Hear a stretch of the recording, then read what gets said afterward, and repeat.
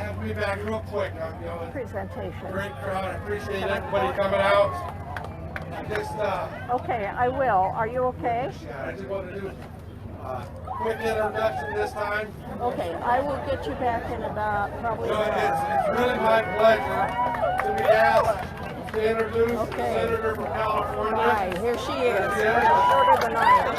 Let's give a warm welcome to the U.S. Senator Kamala Harris.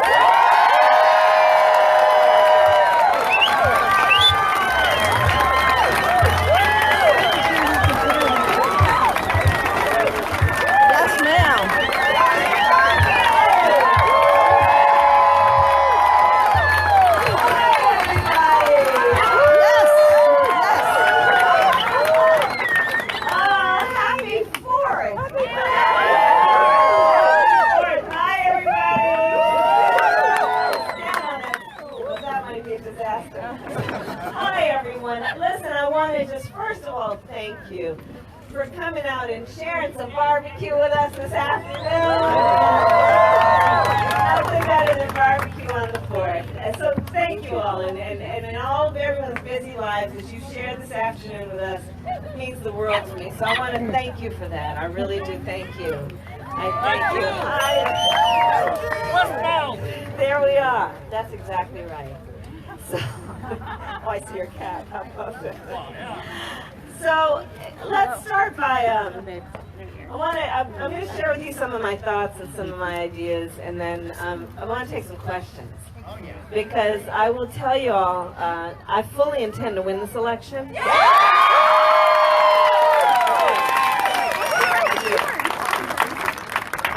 But for me, the measure of our success will obviously be that. But it would also be that at the end of this process that we are relevant. And one of the best ways to ensure that is to make sure that I am listening as much as I am talking, if not more.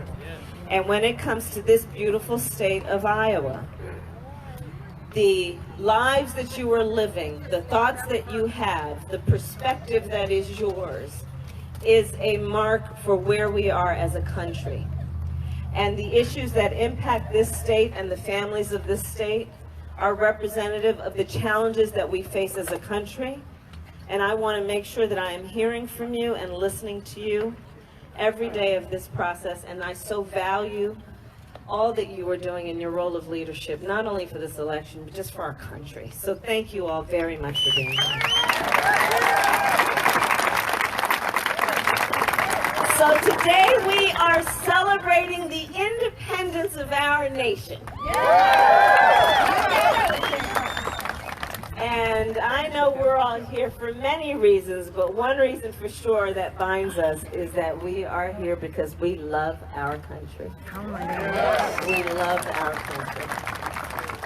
And so on this Independence Day, let us celebrate. You're right where I'm going. Let's celebrate our democracy. Let's celebrate this republic. You know, I know over the last couple of years, many of us have been throwing things at that inanimate object called the television. Going through individual and group therapy, trying to work it all out. Now, hold on a minute. And many of us have been questioning what's happening. Is our democracy intact? What's going on? And here's what I would like to say. We're good. We're good. Because here's the thing. Our framers, in their ability to create a beautiful design of a democracy, they anticipated a moment like this. And that's why they designed our democracy the way they did. Think about the republic, our democracy, as being a tabletop, standing on 4 legs.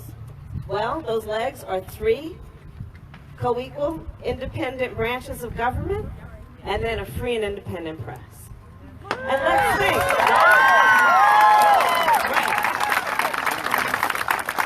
And so let's reflect on these last couple of years. They imagined a moment where there may be tyranny. They imagined a moment where there may be abuse. They imagined a moment where there may be leadership that was not acting in the best interest of all of the people or acting in a way that is reflective of our values. They imagined this moment. So we have this democracy that stands on these four legs. And let's think about then what we have witnessed over the last couple of years. When this administration dared for the first 9 months to try and take away health care that had been brought to tens of millions of people through the Affordable Care Act, and they played politics. They attempted to play politics with public health. What happened? The United States Congress, I was there, it was about 2 o'clock in the morning. I was in the Senate well when the United States Congress, in large part led by the late, great John McCain, said no. You've gone too far. Our democracy has been working, checks and balances. Let's think about when this administration dared to break America's promise to our dreamers. We made a promise to those young people, many of whom arrived here before they could walk or talk. We made a promise to them when we said, apply for deferred deportation, and if you qualify, we'll protect you from deportation. And we vetted them. We had them give us information about the circumstances of their arrival. Are they living a lawful life? Are they being productive? We learned that many of them have served in our military, are working in Fortune 500 companies, are in our colleges and universities. And we said to them, if you clear the vet, we'll give you protection. What did this administration come in and do? Broke America's promise to those young people and attempted to get rid of those DACA protections. But what happened? Co-equal branches of government. Our court said, you've gone too far. The checks and balances at play. The transgender ban, at least for a period of time, the court said, no, you've gone too far. When we have men and women who are prepared to serve and die for our democracy, we're not going to allow this kind of approach that is based on bias and sometimes hate. Let's think about what happened. I am convinced that had our journalists and the media and the press not gone down in droves to the border when our United States government was committing a human rights abuse by separating children from their parents at the border in name of border security, when in fact it's a human rights abuse being committed by the United States government.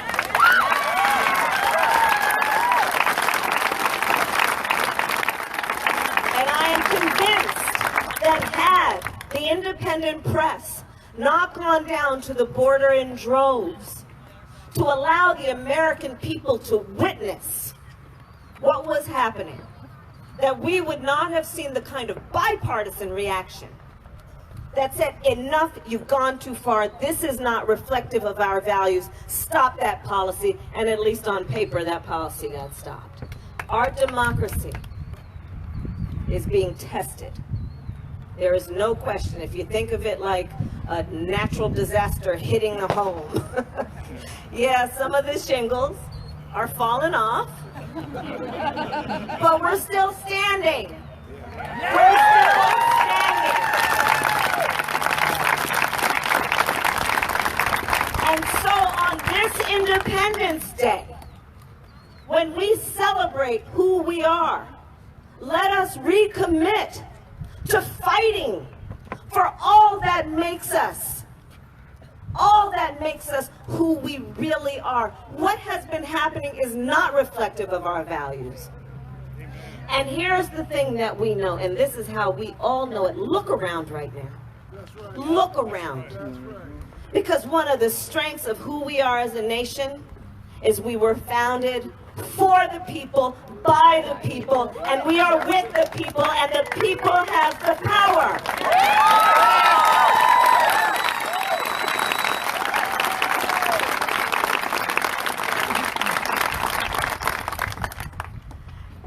And let us also remember that one of the greatest strengths about who we are as a nation is we were founded on noble ideals. And one of the greatest strengths of who we are as a nation is that by our very nature then, we are aspirational. We are an aspirational people, founded on noble ideals, the ideals that were present when we wrote the Constitution of the United States and all of its amendments, and the Declaration of Independence, and the Bill of Rights, and those words we spoke in 1776, that we are all equal and should be treated that way. We are a nation that was founded on noble ideals, and by our very nature, we are aspirational because we fight to reach those ideals. Many of us know we've not reached them yet, but the strength of who we are is we fight to get there. So that's what I say. We think about when we watch these fireworks tonight and we see that light up the sky, let's remember we're lighting up this country right now. We're fighting for it. That's who we are. And so in terms of my personal background, I'll tell you, my sister Maya, who's here somewhere, Maya, if you're around, anyway, I don't know, she's talking to my husband in the back. We joke. There's my husband. That's right.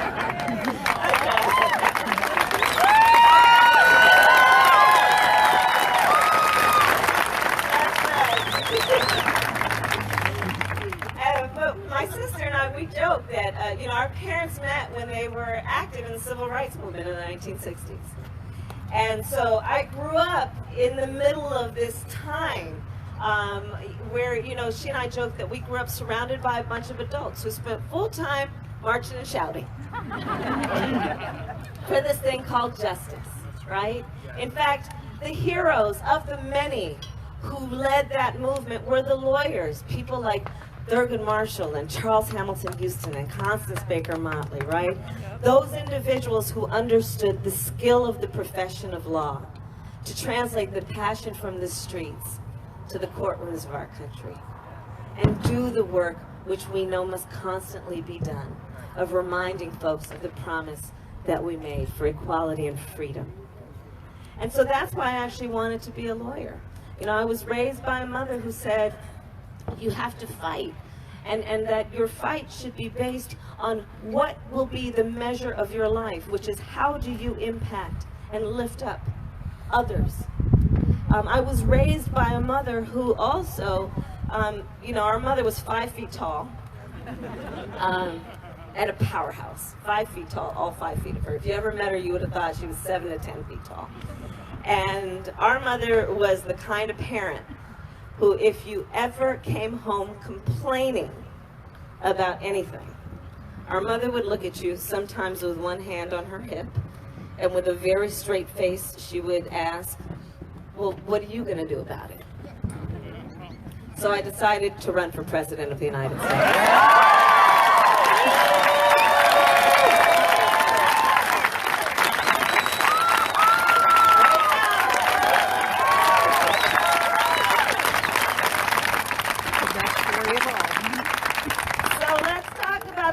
Occupant of the White House for a moment, shall we? I know, but we got to bring a dose of just the moment. Let's just bring a dose of the moment to this conversation. So we've got this guy in the White House right now who campaigned on this slogan about "Make America Great Again." We're always great. Well, that's exactly right. We were always great. We are still great. But here's the other thing. Part of that slogan, I would suggest, is about trying to take America back. Yes. So back before what, right? Back before the Voting Rights Act? Back before the Civil Rights Act? Back before Roe v. Wade? Because I'm here to tell them, we're not going back.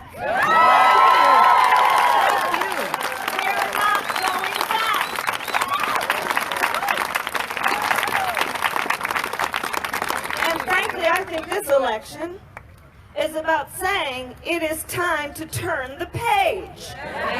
It is time to write the next chapter. It is time to move on. And part of how we're going to get there is we're going to need to successfully prosecute the case against another 4 years of Donald Trump.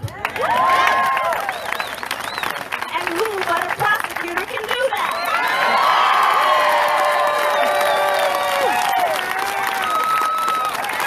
And there's a pretty significant rap sheet to rely on.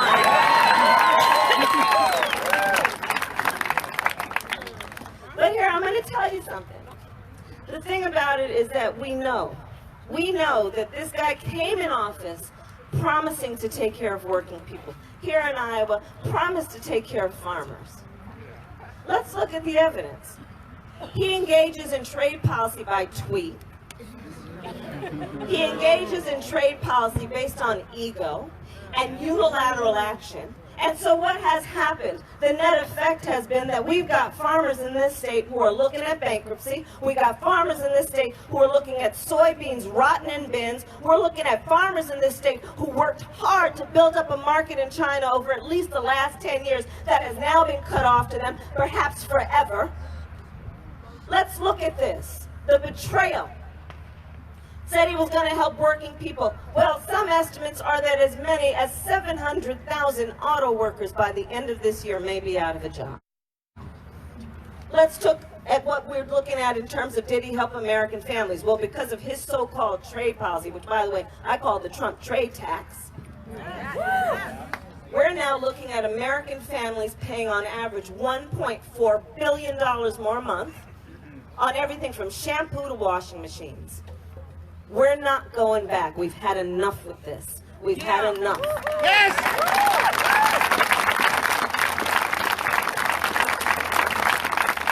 And as a prosecutor, I know how to prosecute a case. I'm going to tell you, I took on the 5 big banks of the United States during the foreclosure crisis when they preyed on homeowners.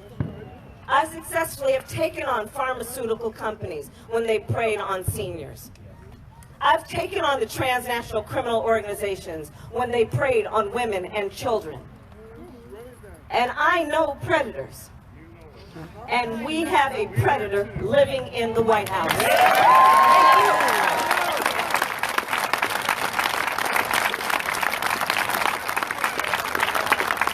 He has predatory instincts, and he has a predatory nature. Because here's the thing about predators. They prey on the vulnerable. That's right. They prey on those that they think are weak. They prey on those who are desperate and in need of help. And the thing about predators is this. They're cowards. They're cowards. And we've had enough. We've had enough. So let's now turn the page. And let's also agree. This election is about so much more than the obvious, which is we don't need another 4 years of this guy.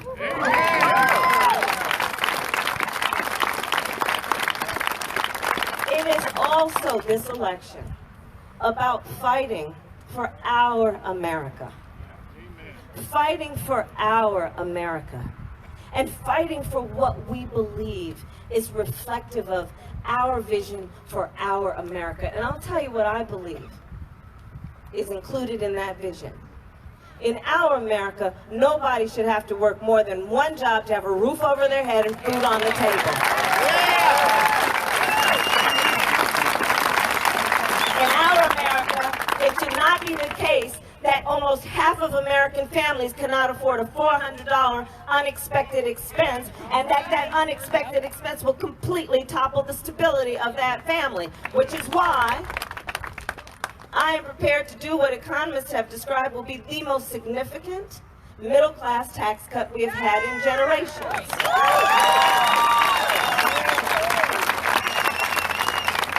And specifically that means for families that are making less than $100,000 a year, you will get a tax credit that you can collect at up to $500 a month, which will be all the difference between being able to get through the end of the month with dignity and stability or not. And you know, I find it interesting because when we rolled out the plan, I told you what the economist said, it'll be the most significant middle-class tax cut we've seen in generations.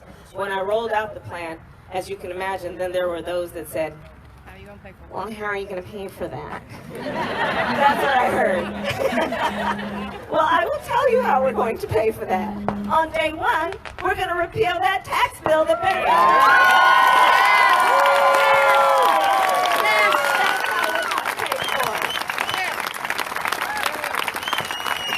Let's talk about our America. In our America, teachers are paid their value.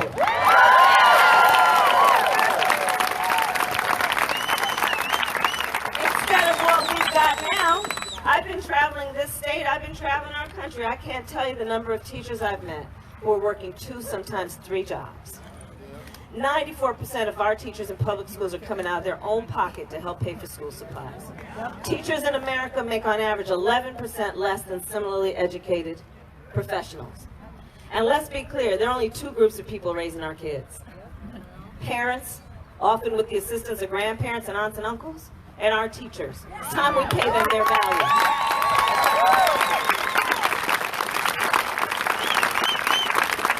So that's why I am prepared to put in place what will be the first time in our nation's history a federal investment in closing the teacher pay gap. And here in Iowa, that gap is approximately $12,200 a year. Let's break that down for a moment. $12,200 a year, that's a year's worth of mortgage payments. $12,200 a year, that's a year's worth of grocery bills. $12,200 a year, that means putting a significant dent in student loan debt, which is one of the major barriers to our students coming out and joining a profession for which they have a passion. Time to get real and fight for our America. In our America, we will finally end a discussion we've been having since 1963, when we passed the Equal Pay Act, but yet advanced to the year of our Lord 2019, and women are paid 80 cents on the dollar for equal work, black women 61 cents, Native American women 58 cents, Latinas 53 cents. Kind of done with the subject. Time to get this right.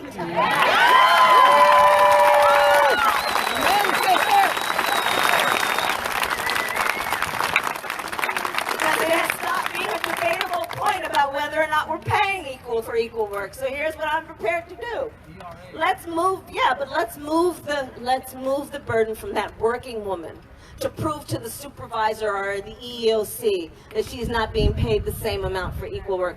I'm saying let's move the burden to those corporations to prove they're paying people equal, and if not, they will be fined until they get it right.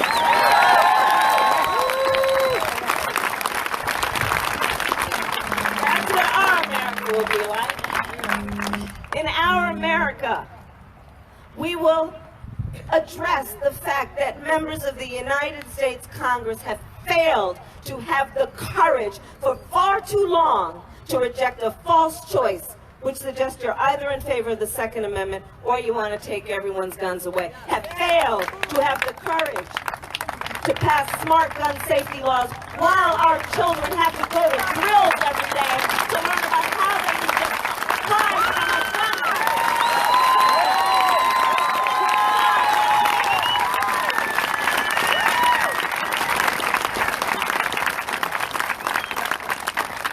So after getting elected,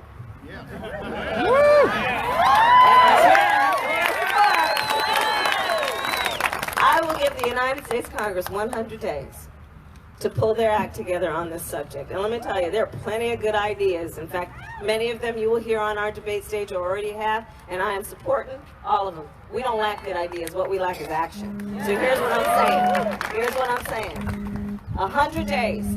Congress, pull your act together, put a bill on my desk for signature with reasonable gun safety laws, and if you fail to do it, I will take executive action and get it done myself.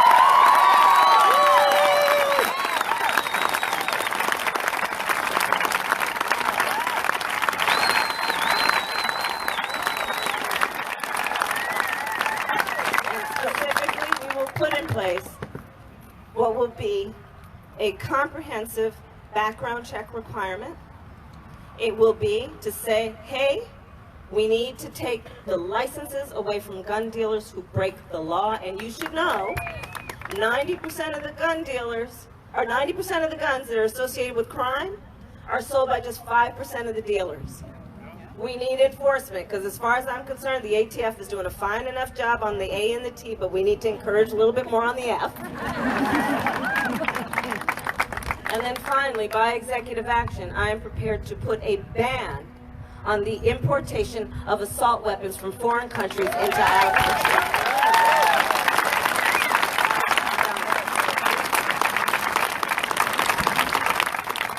In our America, we will not play politics with public health. We will address the fact that it is not only bad policy, morally it is wrong that any person goes without the health care they need to relieve their pain or extend the quality of their life because they don't have enough money in their back pocket, which is why I support Medicare for all.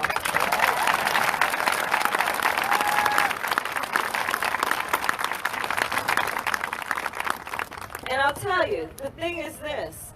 There's a story that I tell all the time because it's just happening every night in America, which is a parent who in the middle of the night, their child has a fever. We've all been there. And call the hospital, call the doctor. What should I do? Take the child to the emergency room. So then, pack up the child in the car, drive to the hospital. Sitting in the car, one hand on the forehead of that child, hoping their fever goes down. Why? Because even though those parents have insurance, if they walk through those sliding glass doors, they're looking at a $5,000 deductible. As American families, we're not here defending a system that says that you can get charged by insurance companies and pharmaceutical companies to the point that you can't have access to the health care you need. We need a new system, and in our America, no one should go without the health care they need.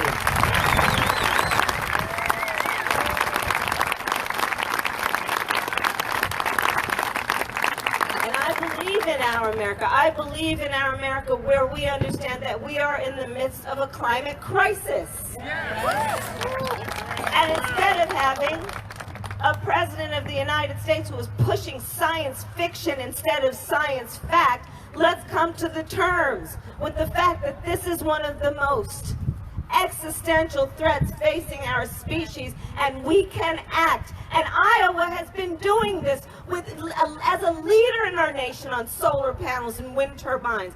We can do this if there is leadership, and on this issue, it represents one of the most urgent reasons why we need a new president of the United States.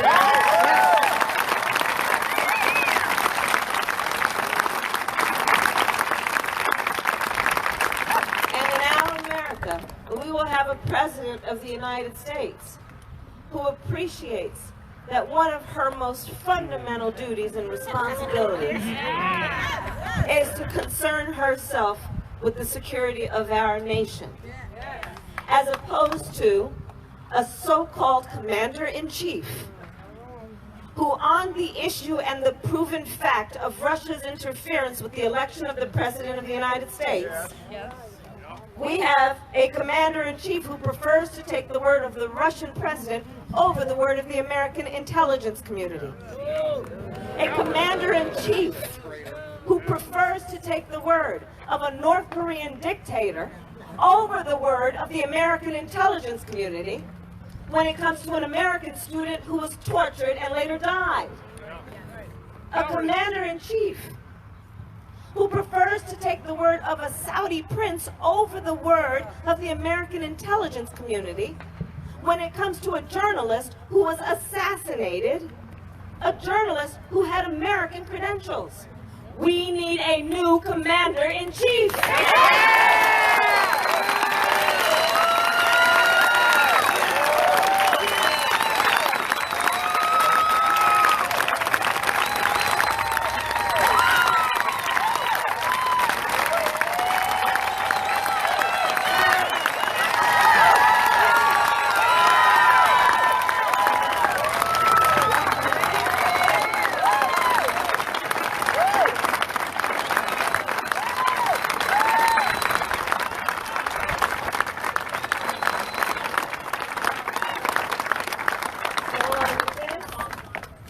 day that we celebrate the beauty of who we are and we remember all of the ideals upon which we are founded, let us recommit ourselves.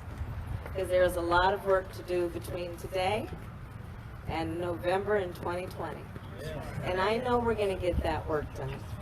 Because the thing is, we know the power of the people. And that is what is going to carry us forward.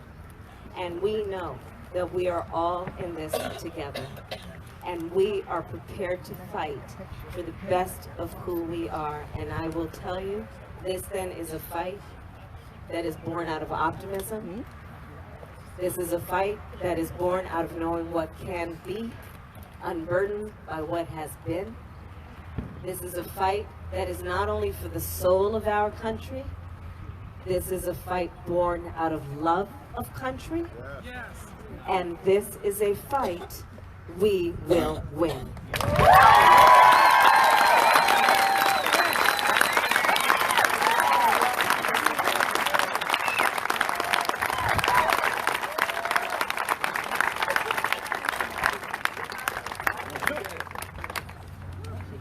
Well, thank you. Now, does anybody have any questions? When are they going to impeach him? The lady back here in the red. Senator, can you please comment on Mitch McConnell's lack of action? I'll repeat the question. Mitch McConnell's lack of action to protect our security and to at least allow debate in the Senate when some of his senators are talking against it. Yeah. What do we do about this? So the question was, what do we do about the majority leader in the United States Senate? His name is Mitch McConnell.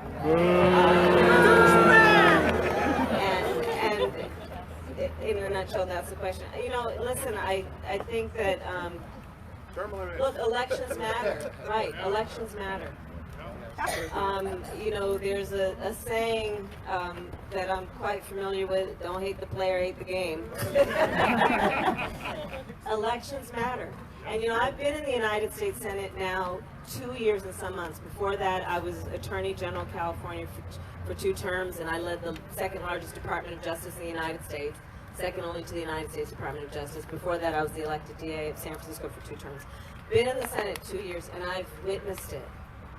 And it's been deeply troubling and often shocking. But when you're in the majority, you get to write the rules. And so while everyone here, I thank you, we are focused on the White House, I would urge you to also focus on the Senate. And we've got to take back the Senate in 2020. Because we've got to be able to, and so there is that. The other piece of it, though, is the kind of work that we saw happen around, for example, the fight to keep the Affordable Care Act intact in terms of especially its protections around pre-existing conditions.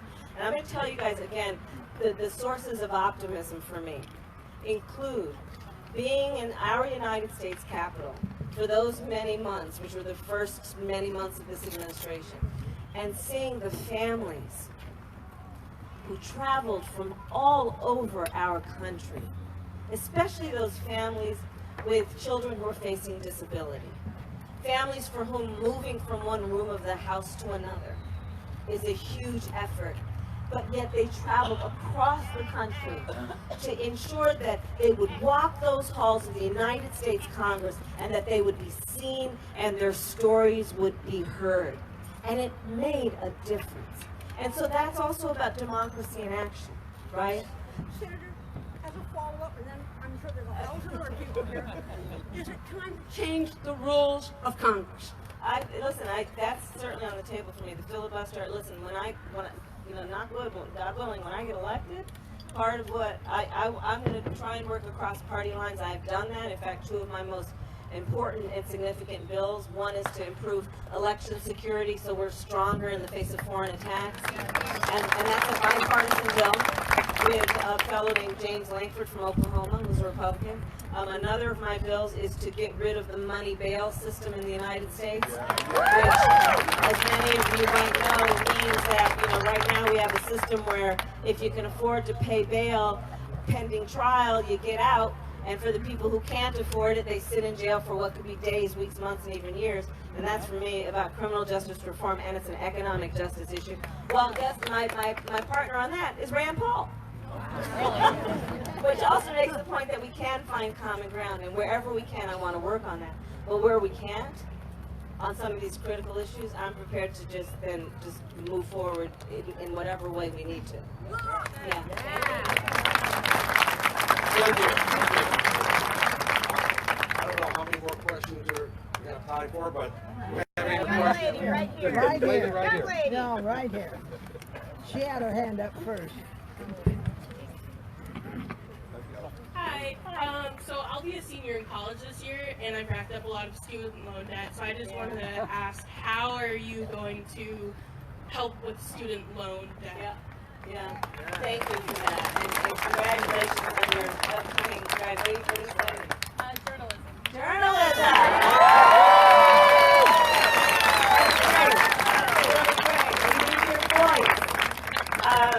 So student loan debt is one of the biggest issues affecting our young people in our country. And I can't tell you the number of students like this young leader who I've met who are, it keeps them up at night. It is the issue that they believe rightly might prevent them from starting a family. Right? Literally just as a barrier to what they might do in terms of pursuing a passion in a profession that may not pay a whole lot but is rewarding and gives a lot to the community. And so it's a big issue for me. One, I am going to push for what we need to do around debt-free college, free community college, but also what we need to do in terms of reforming the student loan process. And that has to be looking at allowing students to refinance their student loan debt, which right now cannot happen. It's going to be about what we need to do around the service providers. There are a lot of for-profit service providers who are predatory in nature, frankly, and have been taking advantage of our students, and what we need to do along that. But also for students who go into public service, loan forgiveness. And then what we need to do also is look at how we are, frankly, talking with private universities and colleges about their tuition rates, which have exceeded what has otherwise been the inflation rates, and it really is exceeding cost of living for so many families. So all of that, and I appreciate you bringing it up. Thank you.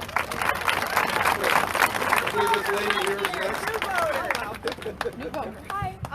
Reproductive health care and the right to choose is under attack in many states. How do you plan on protecting that, not only for women, but also for members of the trans community? So,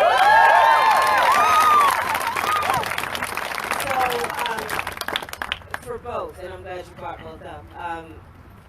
So here, you're absolutely right. Women's access to reproductive health is under attack in America today. I was recently in Alabama where, as you know, that state legislature passed a law that would send a doctor to prison for 99 years for performing an abortion. We're looking at Georgia and Missouri, same kind of thing. And here's the thing, and this is not being alarmist, women will die. You bet. Women will die, and in particular poor women and women of color will die. Because it is they who will not be able to afford to go to a place where they can have physician-assisted and safe procedures. So it is a critical issue. Here's how I feel about it. One, we need to continue to fight on the defensive and against those laws and fight around litigation against those laws.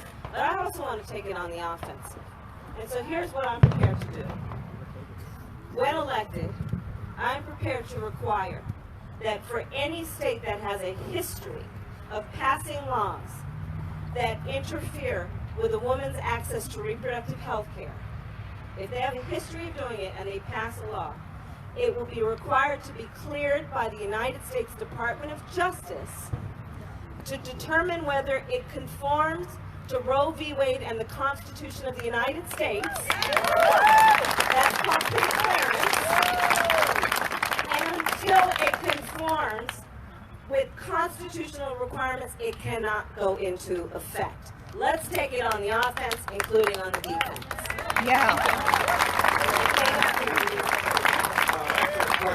We have time for one more question.